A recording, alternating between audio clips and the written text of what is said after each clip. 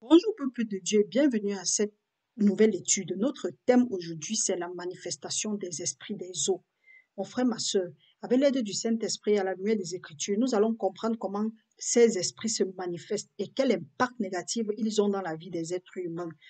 Il se peut que tu sois dans une situation où tu ne comprends pas.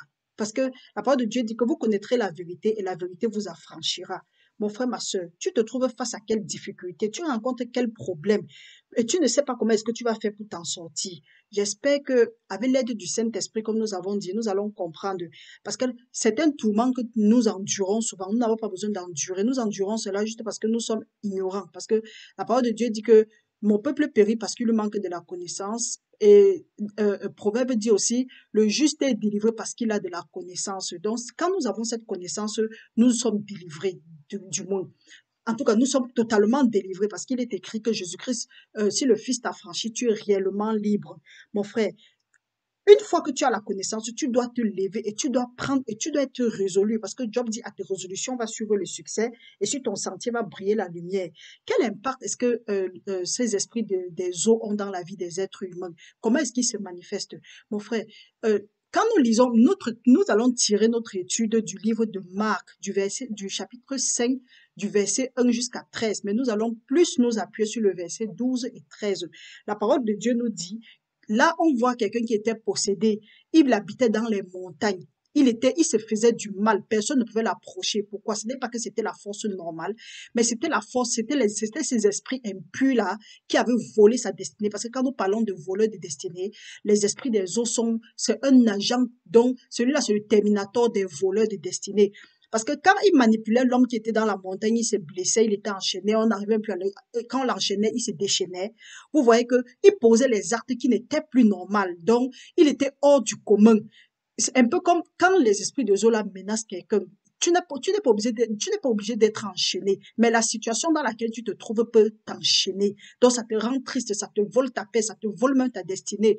Tu veux m'entamer quelque chose, tu dis que, ah, pour moi, là, même, c'est quoi? Non, mon frère, parce que je suis ici pour te dire qu'il y a encore de l'espoir. Tant que tu vis, il y a de l'espoir. La parole de Dieu dit que même si le diable est venu voler, détruire et tuer, Jésus-Christ est venu pour que nous ayons la vie et la vie en abondance.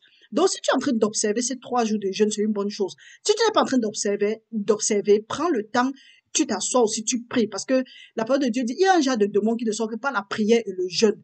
Et si ce genre de démon-là, les esprits de eau font partie de ce genre de démon-là, parce que les esprits de eau, c'est pas comme peut-être tu as un mal de tête ou bien tu as un palu et tu dis que tu prends autorité, tu dis que c'est à toi que le pouvoir a été donné, tu prends autorité, pas.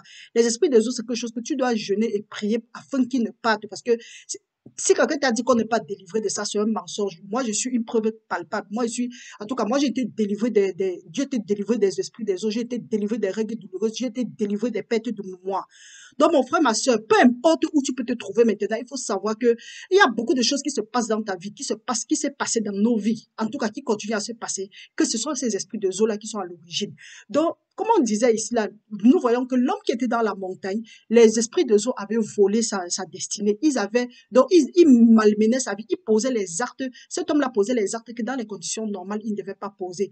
C'est pourquoi parfois, nous rencontrons des gens, ils posent de ces actes, nous nous demandons, mais celui-là même, il réfléchit. Mais même si toi, tu dis que est-ce qu'il réfléchit et que tu n'as pas la connaissance de la parole de Dieu, c'est que toi-même, tu es aussi un insensé parce que la parole de Dieu nous dit dans Psaume 119, verset 130, que la révélation de ta parole est claire et il donne de l'intelligence aux insensés, oui. Et la parole de Dieu dit que la crainte de l'éternel est le commencement de la sagesse. Donc, si tu crois que tu es sage et que tu n'as pas la crainte de l'éternel, c'est que tu es le meilleur bête ou bien le meilleur insensé. Donc, mon frère, ma soeur, comprenons que si il y a une situation qui persiste dans ta vie, il faut savoir qu'il y a un démon attaché à cela, parce que la parole de Dieu nous dit ça dans Matthieu 17, 21, que comme Jésus-Christ a dit, que ce genre de démons ne sont que par la prière et le jeûne. Donc, je t'encourage, même si tu n'as pas pris part à ce jeûne, il y aura d'autres jeûnes, et il y a même les jeûnes avec d'autres leaders. Tu peux suivre ce jeûne-là. Le programme est là. Si quelqu'un n'a pas reçu le programme, pour qu'il me fasse son il faut qu'il écrive. Il peut commenter, il peut même écrire en bas de la vidéo et je vais le contacter. Donc, comprenons que les esprits des eaux volent beaucoup. Donc, si tu savais, nous, les enfants de Dieu, par exemple, nous avons souvent l'habitude de prier. Tu pries, tu jeûnes, tu fais tout ce que tu as fait. Tant que tu n'as pas fini avec ces esprits des eaux, même tes prières, tu as comme l'impression que tes prières ne sont même pas, donc tes prières ne sont pas exaucées. Tu tournes à rond, tu as tendance à stagner, ou bien tu prends toujours les mauvaises décisions. Mon frère, c'est que l'esprit des eaux c'est que un esprit des eaux est à l'œuvre dans ta vie. Donc aujourd'hui, maintenant, nous allons un peu voir comment est-ce que ces esprits-là agissent dans la vie de quelqu'un. Et généralement, ces esprits ont seulement besoin. Donc, ils ne te poussent pas à faire. Ils ne demandent pas ton consentement, mais ils viennent prendre ce qui t'est dû. Donc, si tu ne te lèves pas et dis que le pouvoir, c'est à toi que ça a été donné et qu'il doit te restituer tout ce qui t'a volé au septuple, tu vas continuer à souffrir. Tu vas travailler en vain. Pour lui, c'est quoi? C'est que toi et lui, vous êtes un. La parole de Dieu nous dit dans Corinthiens 6, 1 Corinthiens 6, je crois c'est 9 ou bien c'est 13. Il dit que celui qui s'associe avec Dieu est un esprit avec Dieu. C'est pour dire que celui-là qui s'associe à une prostituée est un esprit avec la prostituée. Les esprits des eaux savent aussi que quand ils viennent s'associer avec toi, soit dans le sommeil ou bien je ne sais comment, ils savent qu'ils s'associent avec toi et que vous êtes un. En ce moment-là, quand la parole de Dieu nous dit aussi dans Genèse que l'homme quittera son père et sa mère, que ce soit dans Genèse ou bien dans Éphésiens, l'homme quittera son père et sa mère et s'attachera à une femme, les deux formeront une seule chair.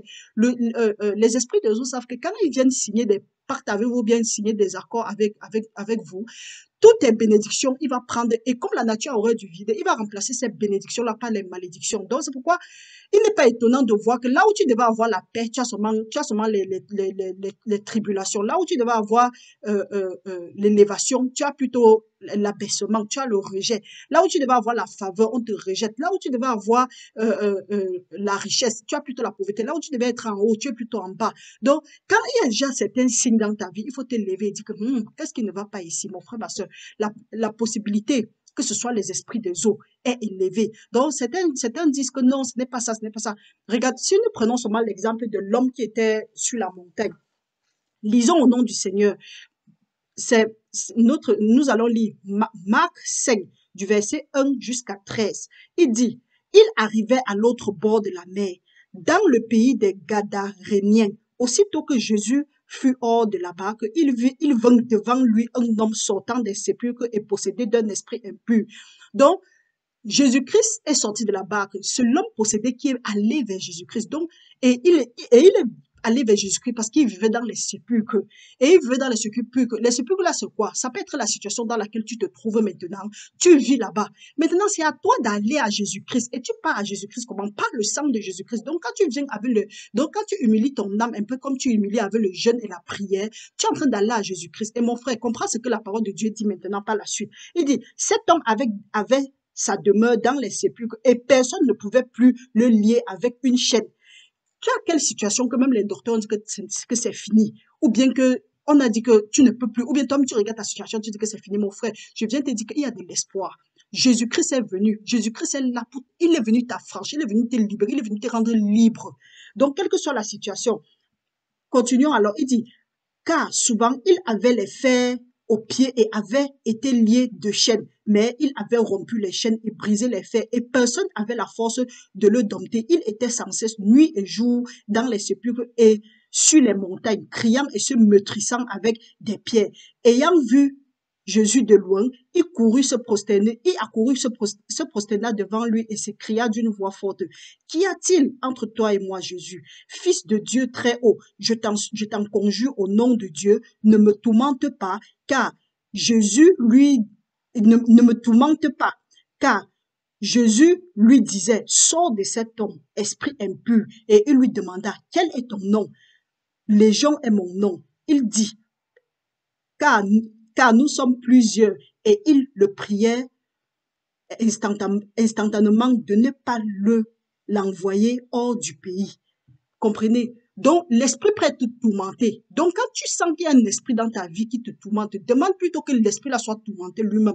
Donc, quand tu sens certaines manifestations dans ta vie, prends prends autorité, discerne l'esprit et tu envoies et tu renvoies la même chose que l'esprit est en train de te faire. Tu sens qu'un esprit est en train de te voler ta joie. Ça, c'est le tourment. Tu dis que l'esprit de Dieu, que l'esprit de tourment de Dieu commence à tourmenter tout esprit qui veut me tourmenter au nom de Jésus-Christ. C'est comme ça. Tant que tu ne parles pas, la parole de Dieu dit que quoi, la mort et la vie sont au pouvoir de la langue et qu'il l'aime en mangera le fruit. Il dit maintenant, alors maintenant à 11, il dit, il y avait là, vers la montagne, un grand troupeau de pourceaux qui paissaient. Et les démons le prièrent, disant, envoie-nous dans les lieux, dans ces pourceaux, afin que nous entrions en eux. Et il le leur permit.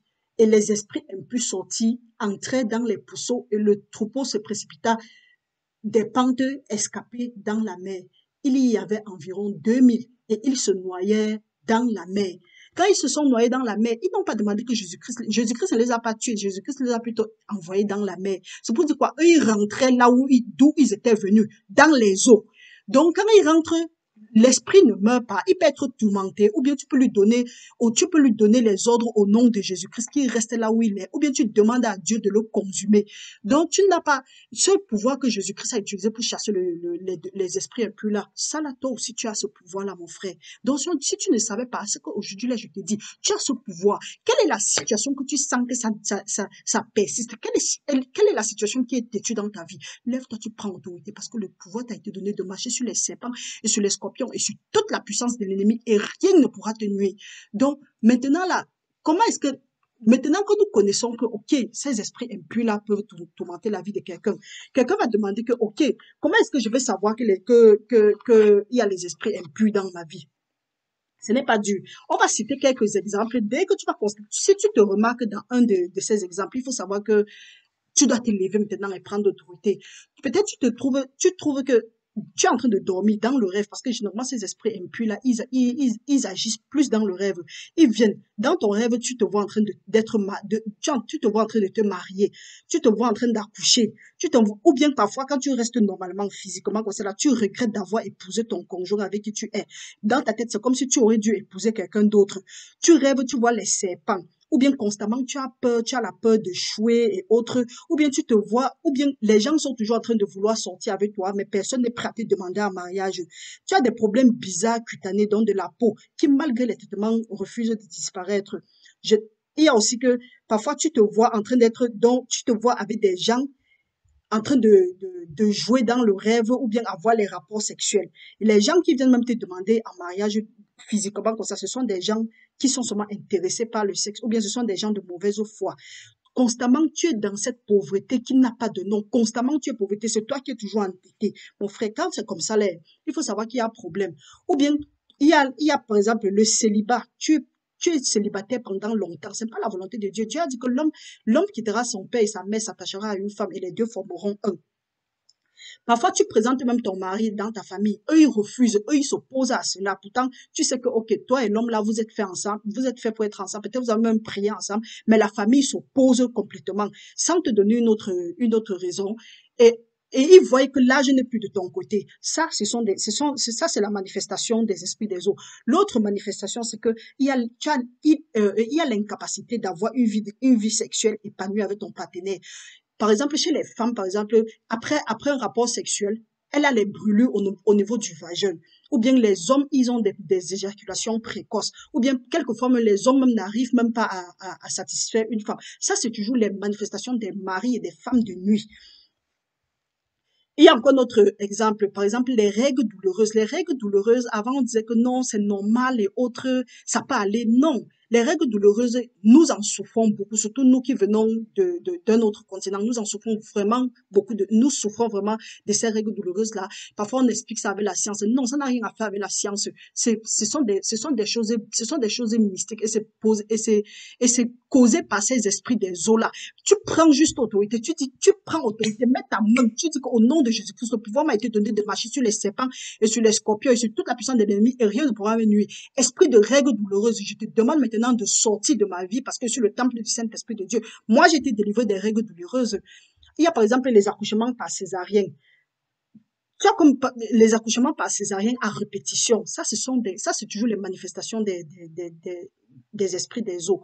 Il y a aussi, parfois, un conjoint ou bien une conjointe regarde son partenaire tu as comme l'impression que ton partenaire ou bien ta partenaire est plus âgé que son âge. Donc, il ou elle fait plus vieux ou vieille.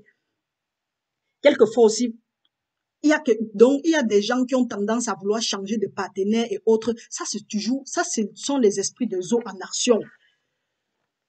En tout cas, la liste est très, très grande. Tu vois, par exemple, dans le mariage, il n'y a pas la complicité entre le mari et la femme. Il y a les symptômes de grossesse. Une femme se sent, donc elle a les symptômes de grossesse, pourtant elle n'est pas enceinte. Ou bien tu te vois toujours en train de téter les enfants dans le rêve. Ça, ce ne sont pas les bons rêves. Tu as le sexe dans le rêve. Tu as les paralysies de sommeil. Tu es couché, tu as comme l'impression qu'on est en train de t'appuyer. Ça, ce ne sont pas des bons rêves. Ça, c'est dû aux esprits des eaux.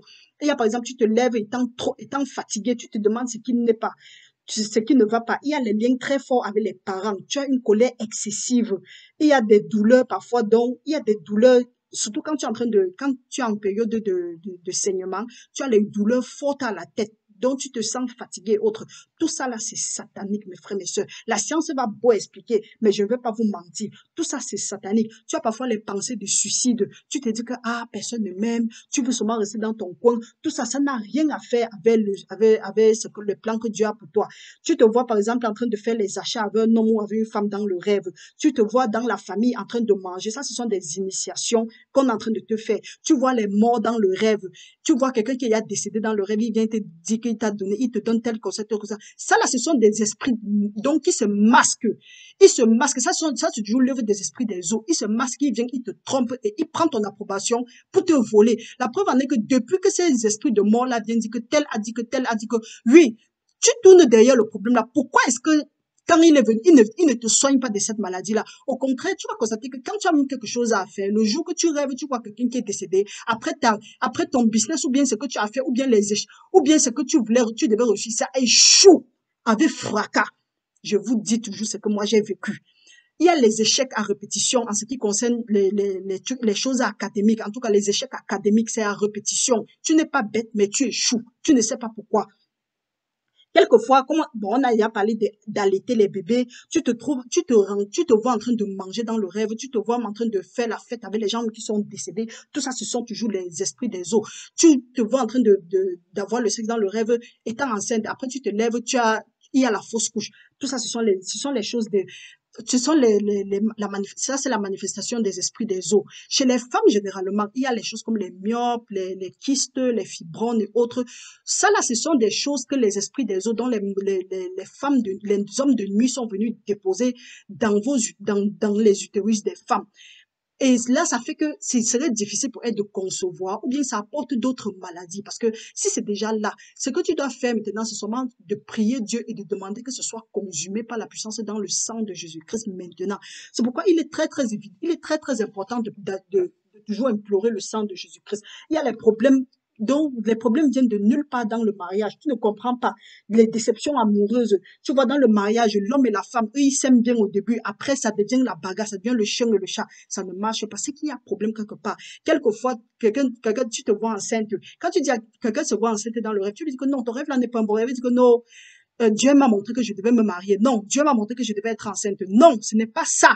Si Dieu dit dans sa parole, dans Ephésiens 1, verset 3, il dit que béni soit le Père de notre Seigneur Jésus-Christ qui nous a bénis de toutes sortes de bénédictions spirituelles dans les lieux célestes. Dieu n'a pas besoin de venir dans ton rêve te donner, te montrer ça par la grossesse. Non! Dieu t'a déjà tout donné. La foi vient de ce qu'on entend vient de la parole de Dieu. Si tu cherches ce que Dieu a dit pour toi, va dans la parole de Dieu. Donc, quel que soit ce que tu es en train de traverser en ce moment-ci, et que tu sais que, ok, Dieu n'a pas dit ça comme ça, mon frère, lève-toi, commence à dire que je refuse, je réclame ce qui m'est dû. Parce que tant que tu vas rester tranquille, le monde de ténèbres, les esprits des eaux là, ils vont continuer à utiliser tes potentiels. Ils vont te bloquer, tu ne vas pas entrer dans ta destinée. Non, frère, ma soeur, la délivrance est possible. Donc, ne laisse pas que l'ennemi continue à te prendre. Tu sens que quelque chose ne va pas, tu te lèves, tu brises ça, tu annules. Parce que la mort et la vie sont au pouvoir de la langue et le pouvoir t'a été donné. Après ça, tu prends les âmes spirituelles, tu renverses les forteresses qu'ils ont mis devant toi. Tu utilises tout ce que Dieu t'a donné. Dieu t'a donné les armes offensives et les armes défensives. Et quand tu te lèves, il est écrit que le lion de la tribu de Juda qui est un peu plus fort que celui-là qui marche sur la terre. Quand c'est écrit comme ça, là, Dieu a dit, pourquoi est-ce que tu as peur de qui? Lève-toi, tu combats les esprits des eaux là qui te combattent. l'homme de nuit là, il va faire comme ça là, à la fin. Leur plan, c'est de te laisser dans l'isolation. Parce qu'il sait qu'une fois que tu n'as pas accompli, une fois que tu n'es pas satisfait, une fois que que tu ne te réjouis pas, tu ne peux pas facilement accepter Dieu parce que tu seras toujours en train de courir. Leur plan, c'est de détruire l'institution que Dieu a créée, a lui-même instituée. Par exemple, le mariage est une institution de Dieu parce que Dieu lui-même a dit qu'il n'est pas bon pour l'homme d'être seul. Dans Genèse, je crois que c'est 2, 28, quelque chose de ce genre. Oui, qu'il n'est pas bon pour l'homme d'être seul. Faisons pour lui une aide. Donc, que ce soit toi, ma soeur, que ce soit toi, mon frère, Dieu ne veut pas que tu sois seul. Lève-toi, tu utilises la parole de Dieu. Qu'est-ce que Dieu veut pour toi? C'est ça, c'est là-bas que tu dois commencer. Donc, mon frère, ma soeur, aujourd'hui, on a parlé un peu de la manifestation. Avec le temps, on va élargir peut-être le thème, je ne sais pas, mais le Saint-Esprit va nous conduire. Et je prie que tu continues à rester focalisé. Pour ceux, nous allons nous retrouver sûrement demain ou ce soir. Pour ceux qui n'ont pas pu jeûner, ce n'est pas un problème. Celui qui veut le programme, faites seulement un commentaire en bas et je vais vous contacter ou bien vous laissez votre contact. Moi, je vais vous contacter. Restez bénis dans le Seigneur Jésus-Christ et on se revoit tout à l'heure au nom de Jésus-Christ. Amen.